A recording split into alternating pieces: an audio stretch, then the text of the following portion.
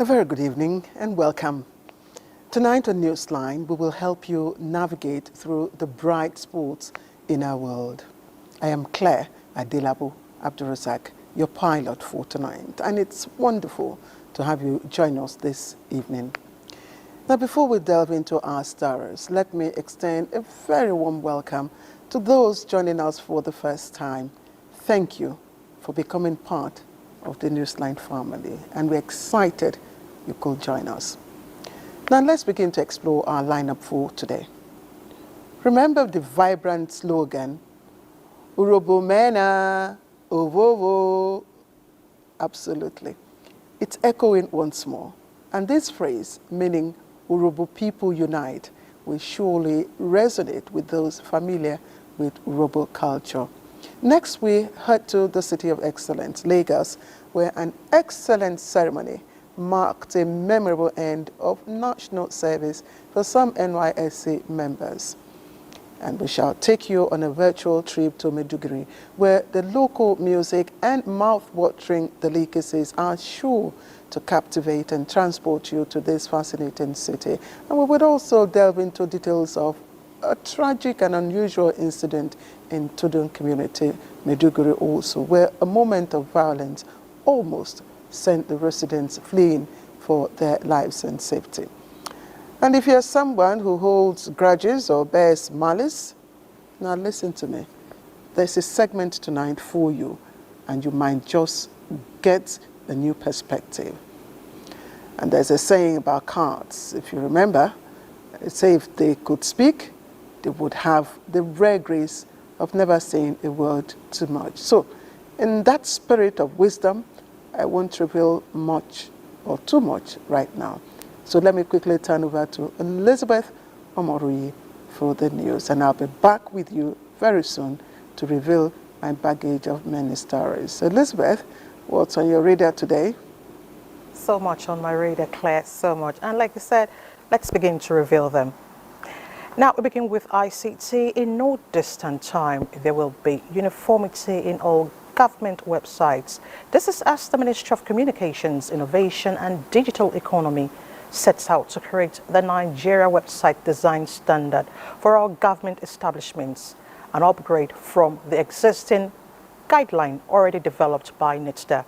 Chimdima Undebisi reports that the Minister, Dr. Bosun Tijani, told Community of Technologists in Civil Service at the 6th edition of Devs in Government Summit that the template will include uniform visual outlook, funds, security standard with all-inclusive participation in its development. We should have a web platform where somebody can literally almost download a website. People can clone things, they can make your citizens go to platforms that are actually not government platforms. But when we have standards, citizens will get used to what a Nigerian government website should look like. Once we all agree that this is what the new standard should be for web platforms within the Nigerian government, we'll take it to FEC, either just as a report for information, or we may take it to them to adopt and say when every MDA must migrate to the new platform. Including NTA's ICT expert Innocent Kori, assured the minister that a harmonized standard will ensure easy access to government services and information, which will improve trust and accountability in governance. Meanwhile, the federal government has promised to invest more in the Nigeria Police Force through the procurement of sufficient arms and weapons, as well as recruitment of more personnel in meeting the manpower needs of the police force. Minister of Communications, Innovation and Digital Economy, who represented President Tinubu, gave the assurance at the inauguration of the Nigeria Police Force National Cybercrime Center in Abuja. Francis Fom brings us details.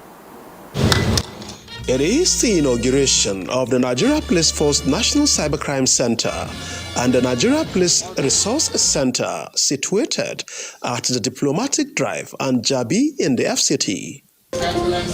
Inaugurating the projects, Minister of Communications, Innovation and Digital Economy, called on the force to utilize the facility to protect Nigeria's cyberspace and ensure its optimal use to enhance national development.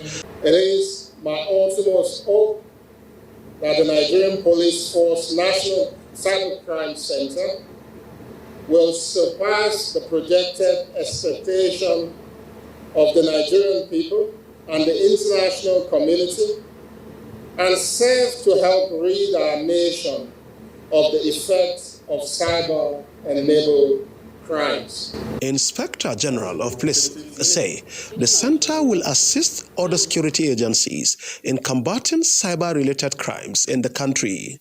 By prioritizing our national security, we have developed the capacity and expertise in digital forensic as a provocative step to safeguarding our critical national information infrastructure. So this wonderful initiative put in place by the Nigerian Police Force, our society will soon get rid of many criminal activities bedeviling us as a nation.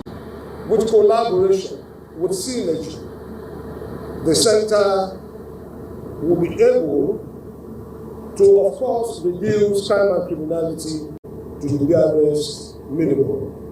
Similarly, the Nigeria Police Resource Center, Divisional Police Office, and accommodation built by the Nigeria Police Trust Fund were also inaugurated by the representative of the President. Francis from NTA News. Now let's shift attention to the planned nationwide protest. The Minister of Police, State Police Affairs, Iman Sulaiman Ibrahim, appeals to Nigerian youths to exercise some patience and consider the power of peaceful engagement and dialogue over protest and confrontation. The minister in a statement says the president and his team are working hard to build a strong and prosperous future for all Nigerians. His policies are deliberate and well thought out. The Ministry of Police Affairs, she notes, is coming up with policies and programs to address problems of Nigerian youths through job creation and other youth engagements, as plans are underway to recruiting over 40,000 young Nigerians into the force over the next years. And protests, she explains, can easily be hijacked by criminal elements causing harm to people and property. She urges Nigerians to engage in constructive conversations, work towards common goals as well. Meanwhile, various youth groups in Kebbi State have come together under one umbrella to dissociate themselves from the planned nationwide protest scheduled for August 1, 2024, describing it as a setback to national growth. Governor Nasir Idris commended the youth for their patriotic stand and assured them of his administration's commitment to address their needs. Abdul Jalil Mohammed Bawa reports. In a show of solidarity, large numbers of youth groups took to the major roads in Birnin Kebbi, the Kebbi state capital, to distance themselves from the planned nationwide protest scheduled for August 1st, 2024. The youth marched from the Emir of Gondu's palace through major roads to the Kebbi State Government House, advocating for peaceful and constructive engagement as a means to address challenges in the state and in the country. We decided to distance ourselves from the so-called protests. After all, we all understand that the federal government itself has actually started coming up with plan. They have a roadmap, they have a plan that they are following, and they are trying to actualize it. Governor Idris addressed the youth, assuring them of President Bola Ahmed Tinubu's effort to address their challenges. He promised his administration support to the youth in the state and assured them that their request will be transmitted to the president. People that are organizing this protest are the people that doesn't have interests of Nigeria at heart. And I thank my people for seeing reason not to participate. I'm proud when the youth groups and other stakeholders from Kebbi unanimously said no to a protest that is faceless. We have seen in social media some of the people who are calling for this protest are not in Nigeria. The youth peaceful march and engagement with the government demonstrate their commitment to constructive dialogue and peaceful resolution. In Birnin Kebbi, Abdul Jalil Mohammed Bawa, NTA News. Similarly, More than 45 youth groups and indigenous associations in the FCT have resolved to use dialogue to engage leaders towards meeting the yearnings of citizens rather than resorting to street protest. The youth unanimously took this decision during the FCT Youth Stakeholders Forum in Abuja. Abdullahi Ajia reports.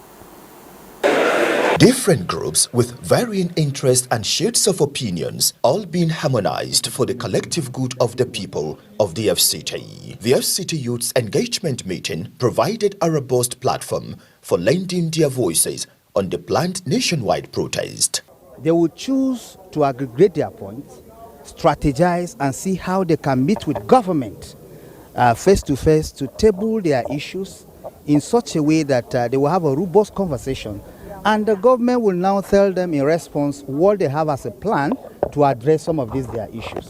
Rather than just gathering mobs and you don't know where they are coming from. The relative peace we are having in FCT is what brings you and I here. For them, engaging the government on the table of dialogue would be more profitable and result-oriented than hitting the streets that could cause chaos and likely being hijacked by hoodlums. The outcome of this meeting is we say no to protest. While we are saying no to protest, we believe dialogue is the best way to handle any issues that you have with the government. If you have any problem, you have any challenges, or things are not done right, you can engage the government constructively to get a better feedback than protest. As it stands, we are resolute and we are watchful. We will not be part of the protest. While hoping for a better and peaceful FCT, the organized groups say leaders on their part should be more patriotic and solution-driven. Views of all critical stakeholders expressed are expected to form the communique that would be communicated to the government for solutions to the challenges. In Abuja, Abdullahi Ajia, NTA News. To agric and livelihood support, the National Commission for Refugees, Migrants and Internally Displaced Persons, in collaboration with the Ministry of Agriculture and Food Security, has flagged off the Renewed Hope Agric Empowerment Project for displaced persons at local government area in Nasarawa State. Ruth Aguele reports that the project is in line with the Renewed Hope agenda of President Tinubu's administration aimed at promoting agricultural productivity. It is a beacon of hope for the displaced population in Nasarawa State, as the drums rolled out to herald the flagging off of the Renewed Hope Agricultural Empowerment Project for displaced persons in local community.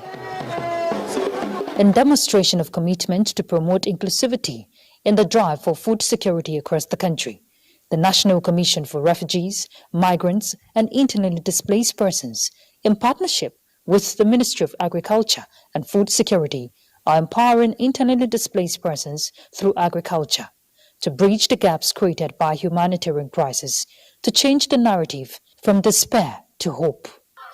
This project is a testament to our commitment to addressing the challenges faced by the IDPs and creating opportunities for their productive engagement and reintegration into the society. Aligned with the renewed hope agenda of Mr. President to assist farmers through a comprehensive agricultural policy that promotes productivity and assures decent incomes. This program aims to empower internally displaced persons through sustainable agricultural practices nationwide. The Renewed Hope Agricultural Empowerment Project is not just about providing temporary relief. It is about building sustainable solutions that will empower our IDPs to rebuild their lives and communities. The project targets 1,000 IDPs farmers across 3 states, Nasarawa, Borno and Plateau, with farming inputs presented to the farmers, which is expected to create sustainable livelihood opportunities to foster economic prosperity, build resilience amongst displaced persons, and promote stability for a better future. From local, Nasarawa State, Ruth Aguele, NTA News. To infrastructure development, the federal government is evolving workable strategies to facilitate effective and timely completion of major road projects across the country. Minister of Works Dave Umahi disclosed this during the handover of uncompleted portions along sections 2 and 3 of the Abuja-Kaduna-Kano road reconstruction projects to new contractors. Abdullahi Mustafa brings us details.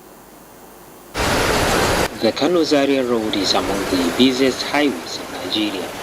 The road is an extension of the Abuja-Kano highway being reconstructed by the federal government. 6 years into the commencement of work, this section of the project is nearing completion and already being used by motorists. Only 17 out of the 137 kilometers between Zaria and Kano is yet to be covered. To accelerate execution and completion, 2 additional firms have been engaged by the federal government under tax credit initiative. To ensure that we have this road completed by 29th of May, we had to dissect the road into 3. And so we gave the first section to Dangote to be done by high-tech with reinforced concrete. And the second section, we left it for Beja, that's 82 by 2, to be done with asphalt, as they have been doing. And then the last section is about 17 kilometers, and is to be done by Bua. Concrete, he disclosed, is to be used in pavement works along the uncompleted portion and is to be completed within 6 months. The minister also flagged off Operation Fill the Roads, where he directed controllers and regional directors to use part of contingency funds in filling potholes and failed portions along highways. In Kano, Abdullahi Mustafa, NTA News. Now, a bit on morality and society. The nation is always as good as its citizens. This resonated at the opening session of the 17th National Annual Conference of Women in Dawa held in Kano. Aminu Umar reports that this theme is harmony in action, fostering dialogue, collaboration, and religious righteous conduct for societal renewal.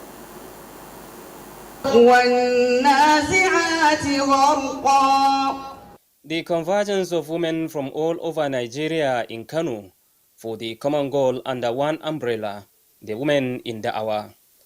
Their goal is to have a nation that prides itself with citizens that are morally sound and spiritually upright. And religious leaders should play a vital role in this regard, and they should stand up to teach the truth to people, to teach them about the instrumentality of moral uprightness in human societies.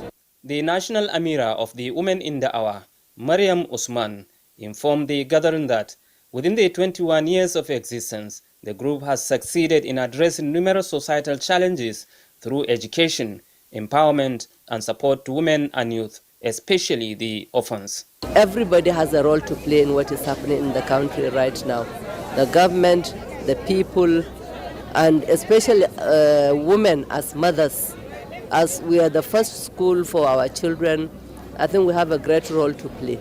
Speakers including the Secretary to the Borno State Government, who represented Governor Babagana Zulum, Emir Muhammad Sunusi, and the representative of wife of former Vice President Amina Namadi Sambo, and spouses of Kano, Katsina, and Jigawa State governors, among others, all stressed the need for a united approach towards addressing moral decadence for a more peaceful and prosperous Nigeria. In Kano, Amin Umar, NTA News.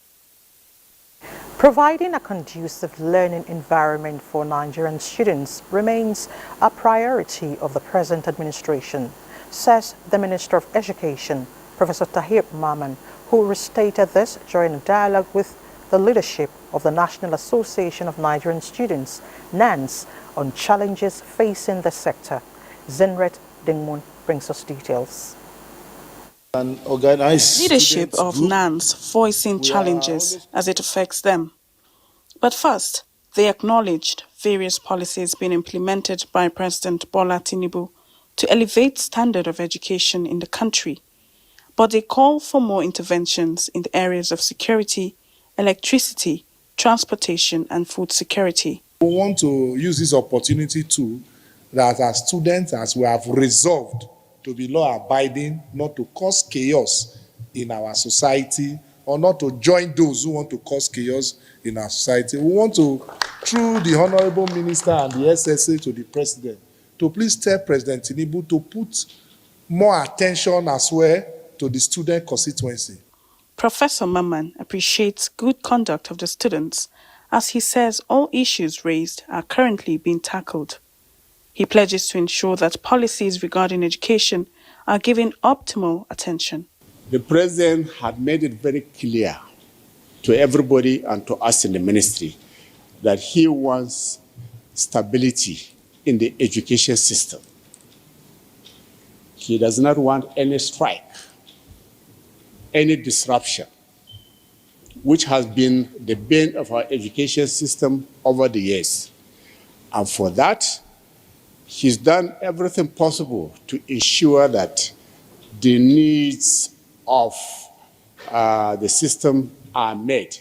The minister adds that the engagement will now be periodic to build stronger education system. In Abuja, Zenred Dingmun, NTA News. Away from education, the beauty of Nigeria's unity in diversity is often displayed at occasions such as festivals, weddings or coronations, where custodians of culture converge for a common purpose, and the traditional institution is leading in strengthening such ties. This played out at Shehu Oborno's daughter's wedding when the Vice President Kashim Shettima, top government functionaries and traditional rulers from across the country, including the Igbere Emiri Okori and Honor and Incha, the 10th of Eleme Kingdom in Rivers State, His Royal Highness King Apollos II, rallied round one of their own. Zainab Ahmed was there. In building bridges of peaceful coexistence, cultural tolerance, social affiliations, and cementing relationships, distance is never a barrier. This is the position of the Igbere Emiri Okori I and Ona Inchia, the 10th of Eleme Kingdom in Rivers State, South Nigeria, His Royal Highness King Apollos II, as he joins the Vice President of Nigeria, Kashim Shettima, Borno State Governor Professor Babagana Umar Zulum, and other dignitaries who gathered to grace the wedding ceremony of the daughters of Shehu of Borno, Dr. Abubakar Ibn Umar Garbe Al-Amin El-Kenemi in Borno State. These fathers blessed the marriage of the Shehu of Borno's daughters and enjoined the couples to keep their marriage strong. Thank you very much. I wish each and everyone safe journey back to their respective destinations. I wish them that they should be prayerful, and they should be partners for each other, stand for each other. They are already becoming a pride to the family, and pride to their kingdom, and pride to the whole state. I pray Almighty Allah to give them all the happiness in the marriage. I pray Almighty Allah to continue to guide them. Most of them that are lucky today to have been given daughters out of here, it is the ultimate that they can get, because this is the end of the Kanuri dynasty. His Royal Highness King Apollos II advocates for the preservation of cultural heritage and values among kingdoms. In Maiduguri, Zainab Adam, NTA News. Zainab Adam there reporting. Every year, the Ahmadiyya community in the UK, also known as Jalsa Salana in Alton, United Kingdom, promotes brotherhood and strengthens faith in Allah through divine intercession and series of activities aimed at shaping minds. Tokwe Alabi brings us details of the annual events. Muhammad Mustafa, Islam Ahmadiyya. This annual event attracts thousands of attendees, and arrangements were made to host in excess of 40,000 guests. Men, women, and children have come from all corners of the world to participate in the three-day convention. Owing to the importance and scope of the event, it was transmitted live via satellite TV to viewers across the world with simultaneous translation in a number of languages, including Arabic, German, Russian, French, Hausa, Chiwi, Yoruba, and Swahili. Apart from the different faith-inspiring lectures delivered by scholars and senior members of the Ahmadiyya Muslim community, a keynote address for the event was delivered on the ladies' side by His Holiness Hazrat Mirza Masroor Ahmad, the head of the worldwide Ahmadiyya Muslim community. Of course, we know that when the children grow up, sometimes they challenge parents. Even sometimes I receive letters when the parents are complaining that our children have gone astray. Whereas these parents are fully aware, or should be fully aware, that these children getting astray, it is because of your character. The three-day event, which is holding between Friday 26 and Sunday 28 July, is expected to be truly inspirational, and there is hope that the grand finale will be memorable and a fitting end to what has been a truly spectacular weekend. Tokbe Alabi, NTA News. To drug interception, a Spain-based businessman has been arrested by operatives of the National Drug Law Enforcement Agency at the Murtala Mohammed International Airport, Ikeja, Lagos, after parcels of cocaine were discovered in his sandals while attempting to board a flight to Madrid, Spain. Details with Salwa Khalil Ibrahim. 2 parcels of cocaine were concealed in the soles of a pair of sandals, one by the businessman who was about to board his flight when NDLEA operatives intercepted him. The suspect claimed he was to deliver it to his friend and neighbor in Spain for a fee of 5,000 euros. In the same vein, a suspect has been arrested in connection with the seizure of 99 parcels of Canadian loud that arrived Lagos from Canada via Istanbul, Turkey. Meanwhile, operatives of NDLEA have also arrested one of the drug kingpins in Lagos with 100,000 tablets of tramadol in 2 bags shortly after his arrival from Ghana via one of the transportation companies. No fewer than 17 suspects were arrested on Friday, 26 July, when the agency raided the Owena forest in Osun State, where they destroyed 31,250 kilograms of cannabis on 12.5 hectares of farmland, among other exhibits. In Kaduna State, NDLEA operatives on stop and search patrol along Kaduna Zaria Highway on Saturday, 27th July, intercepted a 32-year-old lady in possession of 573 rounds of live ammunition, which she claimed she was attempting to deliver to bandits in Sokoto. Another suspect was nabbed in Kano on a follow-up operation following the seizure of 35,880 ampoules of diazepam injection along Abuja-Kaduna Highway. In Abuja, Salwa Khalil Ibrahim, NTA News. On the foreign scene, Democratic Republic of Congo releases first set of inmates to ease overcrowding of detention facilities in the country. Let's join Kolo Mohammed for details on global updates. At least 7,000 inmates are to be granted conditional release from the Makala Central Prison in the Democratic Republic of Congo to ease overcrowding at the facility. The country's Justice Minister, Constant Mutamba, approved the release of the first 421 people and said prisoners will be released at a rate of 400 per week. Mutamba also ordered the release of those who are sick and minors from the Makala Central Prison and has forbidden the admission of new inmates. As Nicolas Maduro has been president since the death of his mentor, Hugo Chavez, in 2013. He is running for a 3rd consecutive term. His main challenger is Edmundo Gonzalez, a former diplomat who has the backing of a coalition of opposition parties. Polls suggest that Mr. Gonzalez has a wide lead over the incumbent, but Maduro's 2018 re-election was widely dismissed as neither fair nor free. After casting his vote in the capital on Sunday, Mr. Maduro vowed to make sure the results were respected. And the new president is to be sworn in on Tuesday before the country's parliament. The endorsement ceremony was held in the capital, Tehran, in the presence of senior Iranian officials and foreign diplomats. During the event, Pezeshkian received his validation edict from the leader and was officially validated into office for 4 years. The parliamentary law stipulates that the new president should present his plans and introduce his ministers within 2 weeks after inauguration. Lawmakers will then screen the credentials of the proposed ministers for a week before holding a final session on the votes of confidence. Kolo Muhammad, NTA News. It's time to talk sports, and Bade Adeleye will bring us up to speed. Bade, we need to hear from you. Thank you so much, Bade, and we look forward to an impressive medals table for Team Nigeria in Paris. Next is a look at the weather picture for tomorrow, Monday. Warm welcome. Prospects of rains over the southern cities are slim in the morning. However, by afternoon, we expect some rains over parts of Akwa Ibom, Cross River, Rivers, Delta, Ebonyi, Imo, Abia, Anambra, Oyo, some parts of Ogun State as well.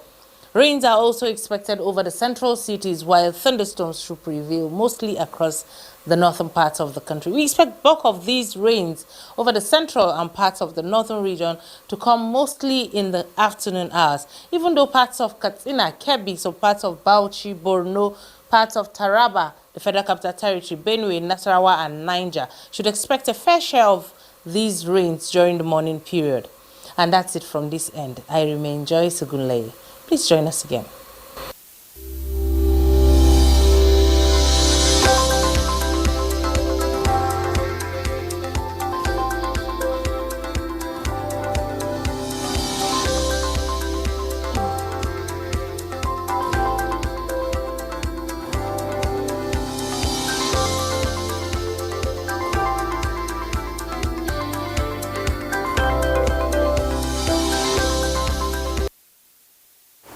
Now you know the weather outlook for tomorrow, so keep warm. The next news segment, Captain Claire has more for us after this time out. So stay with us.